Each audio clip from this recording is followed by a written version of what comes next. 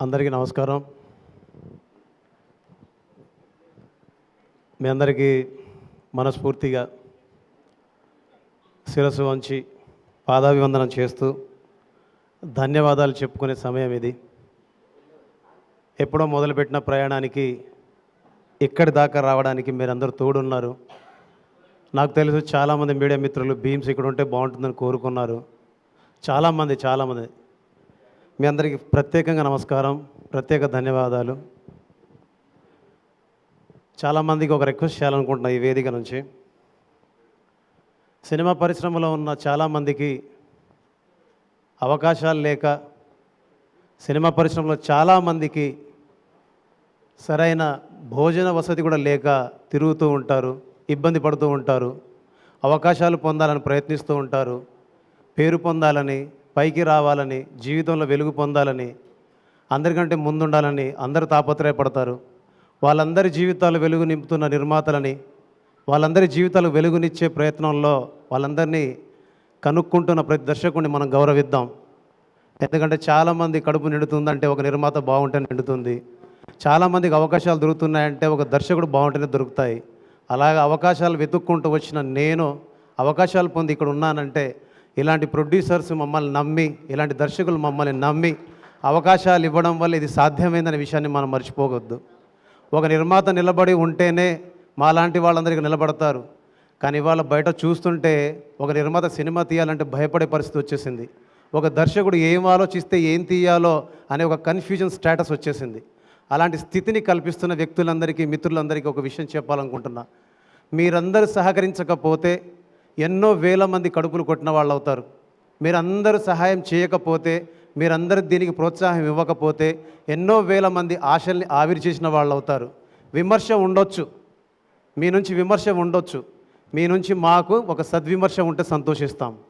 ఒక ప్రాజెక్టు మొదలవ్వడానికి, ఒక కథ సినిమా సెట్ ఎక్కడానికి, ఒక పాట బయటికి రావడానికి, అది హిట్ అవ్వడానికి ఎన్ని రాత్రులు, ఎన్ని పగళ్ళు, ఎన్ని సంవత్సరాలు, దాని వెనకాల ఎంత బరువు, ఎంత ఇబ్బంది ఉంటుందో మోసిన నాకు తెలుసు. కాబట్టి ఆ కష్టాన్ని భరించిన వాడిగా నాకు తెలుసు. కాబట్టి నవమాసాలు మోసి బిడ్డనకనే ఒక తల్లికి ఆ పురిటి నొప్పి ఎందుకు తెలుసు. కాబట్టి ఆ నొప్పి భరించిన వాడిగా మీ అందరికీ నేను రిక్వెస్ట్ మాత్రమే చేస్తున్నాను తప్ప నేను ఎవరిని విమర్శించాలనో, ఎవరికో ఏదో సలహా ఇవ్వాలని నేను చెప్పట్లేదు. ఇవాళ మనందరం ఇక్కడ కూర్చున్నాం. ఇవాళ 5 వేళ్ళు ఇలా కడుపులో ఇలా నోట్లో వెళ్తున్నాయంటే దానికి కారణం ఒక నిర్మాత, ఒక దర్శకుడు, ఒక హీరో. వీళ్ళందరూ బాగుంటేనే మనం బాగుంటామని ఒక మాట గుర్తుపెట్టుకోండి ప్లీజ్. మీరు చేసే విమర్శ సద్విమర్శలా ఉంటే బాగుంటుంది. కానీ అది ఎలా ఉంటుందంటే చాలా తీసిపడేసే విధంగా, చాలా తీసిపడేసే విధంగా ఉంటుంది. అది సరైన పద్ధతి కాదని నాకు అనిపించింది. మీరందరూ ఒకసారి దాన్ని క్రాస్ చెక్ చేసుకోవాలని మనస్ఫూర్తిగా కోరుకుంటున్నాను.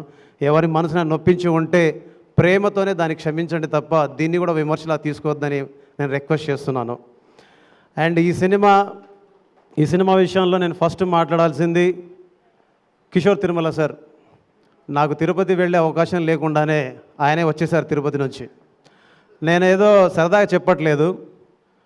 డే 1 నుంచి ఆయన ప్రతి విషయంలో, పాట విషయంలో, మ్యూజిక్ విషయంలో, సీన్ విషయంలో, ఎక్కడ ఏం కావాలో, నిజం చెప్పాలంటే నేను చేశాను ఈ సినిమాకి సంగీతం అనే దానికంటే కూడా నా వేలు పట్టుకుని ఆయన దిద్దించారు. ప్రతి సీన్కి, ప్రతి పాటకి, ప్రతి పదానికి నేను గర్వంగా చెప్పగలను. బికాజ్ అంత క్లారిటీ ఉన్న డైరెక్టర్. ఇన్నాళ్ళు ఎందుకు కలిసి పని చేయలేకపోయాను రా, ఎందుకు మిస్ అయ్యాను, ఎక్కడ మిస్ అయ్యాను అనుకునేవాడిని. బట్ ఈరోజు కలిసి పనిచేసి సంక్రాంతికి ఒక బ్లాక్ బస్టర్ని ఆయనతో కలిసి నేను పొందగలిగాను. Thank you so much sir. మీ ఎవరికి తెలియదు ఆయన హెల్త్ ఇష్యూస్ ఎంత ఇబ్బంది పడ్డారంటే, చాలా జ్వరం వచ్చిన, మీరు చూసారో లేదో డ్యాన్స్ వేశారని, ఆయన డ్యాన్స్ చేస్తే వైరల్ అయిందని మీరు అందరూ అనుకుంటున్నారు. కానీ ఆయనకు వైరల్ ఫీవర్ ఉండే అప్పుడు. సో అక్కడ అంటే ఎలాంటి సిచ్యువేషన్ ఉంటుందంటే మాట్లాడడానికి కానీ, ఎవరి గురించి చెప్పడానికి కానీ ఇబ్బంది పడే సందర్భంలో కూడా వచ్చి సినిమా కోసం నిలబడి ఈ సినిమా ఆడాలి, నిలబడాలి, ముందుకెళ్ళాలి అని ఆయన పడ్డ తాపత్రయం ఉంది చూడు, ఆ తాపత్రయమే ఈరోజు గెలుపుకు కారణం నేను బలంగా నమ్ముతున్నాను. రెండో విషయం, మొదటి వ్యక్తి కిషోర్ తిరుమల సార్ అయితే, మొట్టమొదటి వ్యక్తి మా సుధాకర్ సార్. ప్రతిరోజు వచ్చేవారు.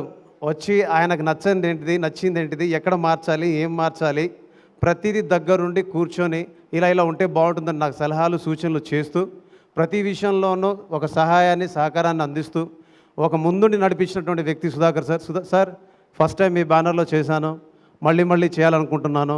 మీకు అవకాశం ఉన్నప్పుడు నాకు చెప్పండి, నాకు అవకాశం వచ్చిందని తీసుకుంటాను. Thank you so much.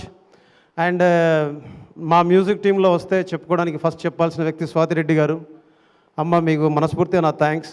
మీరు యూకేలో ఉంటారు, లండన్లో ఉంటారు, మీరు చాలా బిజీ ఉంటారు బిజినెస్లో. బట్ నేను అడగగానే, మీకు ఎప్పుడో నేను చేసి ఇచ్చిన పాటని నేను అడగగానే మీరు ఈ సినిమా కోసం, రవిదేవ్ సార్ కోసం నేను ఇచ్చేస్తానండి అని చెప్పేసి వాళ్ళు వీడియో మొత్తం షూట్ చేసి కూడా, ఒకసారి రండమ్మ, వాళ్ళు వీడియో మొత్తం షూట్ చేసి కూడా ఆ వీడియోని మొత్తం ఆపేసి నేను ఈ సినిమాకు బాగుంటుందని చెప్పేసి మేము అడగగానే మాకు ఈ పాట ఇచ్చారు. ఆ పాట ఈరోజు మీ వల్ల, మీరు పాడటం వల్ల చాలా పెద్ద హిట్ అయింది. అలాంటి హిట్ పాటను పాడినందుకు, మాకు ఇచ్చినందుకు మీకు స్పెషల్ థ్యాంక్స్ అమ్మ.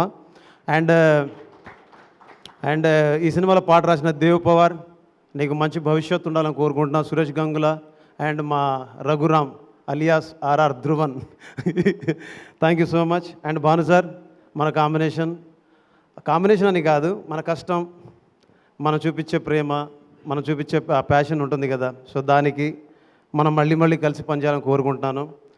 ఇక ఫైనల్గా ఒక వర్డ్ చెప్పాలి.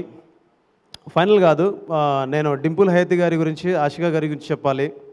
మీరిద్దరు థియేటర్లో చేసిన డ్యాన్స్కి, నాకు వచ్చిన వీడియోస్కి, యాక్చువల్లీ నేను సోషల్ మీడియాలో ఉండను. చాలామందికి ఒక రిక్వెస్ట్ అండి, నేను ఎక్కడ ఉండను, నాకు ఏమీ తెలియదు. ఎవరైనా ఫోన్ చేసి లేదా ఎవరైనా ఫోన్లో వీడియో ఎవరైనా పెడితే తప్ప నాకు అది చూసి ఇది బాగుందని చెప్పుకోవడం తప్ప, ఇది వర్కౌట్ అయింది, ఇది ఇదయింది అంటే నాకు తెలియదు అది. బట్ నాకు చాలామంది పెట్టారమ్మా మీ గురించి, మీరు చేసిన డ్యాన్స్ గురించి. Thank you so much. And నాకు గుర్తుంది, వాంబోవాయో షూట్ జరుగుతున్నప్పుడు ఇది చాలా బాగుంది, ఇది చాలా బాగుందని మీరు గట్టిగా చెప్పడం నాకు నచ్చింది. విజిల్ బిట్ చాలా బాగుందని మీరు గట్టిగా బలంగా వాదించారు ఆ రోజు. అండ్ మన హీరో నా దేవుడి గురించి ఒక మాట చెప్పాలి. నువ్వు మాట్లాడకు భీమ్స్, నువ్వు మాట్లాడవద్దు, నీ పని మాట్లాడాలి, నీ పనితోనే నువ్వు మాట్లాడాలని చెప్పేవారు ఎప్పుడు. అందుకే ఎక్కడికి వెళ్ళినా అందరూ అంటారు, నువ్వు ఎందుకు మౌనంగా ఉంటావు, ఎందుకు నిశ్శబ్దంగా ఉంటావు అని. ఆయన చెప్పిన మాటని తూచా తప్పకుండా పాటిస్తాను కాబట్టి నేను నిశ్శబ్దంగా ఉంటాను, సంగీతంతో శబ్దం చేస్తాను. అదే మీ ముందుకు వచ్చి మాట్లాడేటువంటి ఒక గొప్ప అవకాశాన్ని నాకు ఇచ్చింది అని నేను నమ్ముతున్నాను. అండ్ ఈ సంక్రాంతి లైఫ్లో ఒక స్పెషల్గా ఉండబోతుంది. బికాస్ నిన్ననే ఇదే వేదిక మీద మనశంకర వరప్రసాద్ సక్సెస్ మీట్ అయింది, థ్యాంక్స్ మీట్ అయింది. ఇదే వేదిక మీద ఈరోజు భర్త మహాశైలకు విజ్ఞప్తి సక్సెస్ మీట్ అవుతుంది.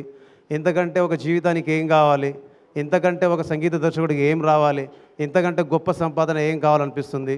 తెలుగు ప్రేక్షకులందరికీ ఇప్పుడు అనిపిస్తుంది, చెప్పాలనిపిస్తుంది.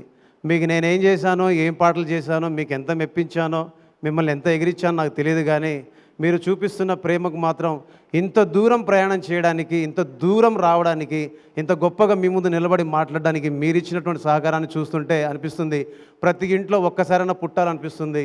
కానీ ప్రతి ఇంట్లో ఒక పాటలా పుట్టి ఉన్నాను, కానీ ప్రతి ఇంట్లో ఒక్కసారైనా వచ్చి కలవాలనిపిస్తుంది.